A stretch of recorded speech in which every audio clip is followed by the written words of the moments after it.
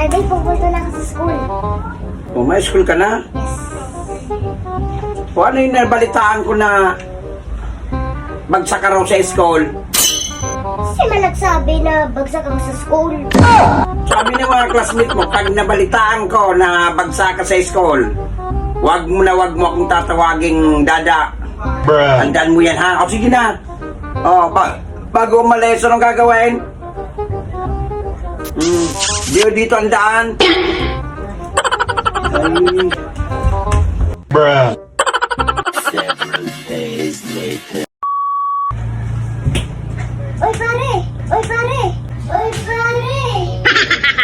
Ayos, pare, ayos. Nasaan si pare? Bakit pare ang tawag mo sa akin? Sabi mo pag bagsak ako, huwag na ako tatawagin na daddy. Pare na lang. Bagsak ka, saglit. Asan yung sinturong ko dito? Kung bata. Kaya pala hindi ako tinawag na dada dahil bagsak. Ginawa kong pare.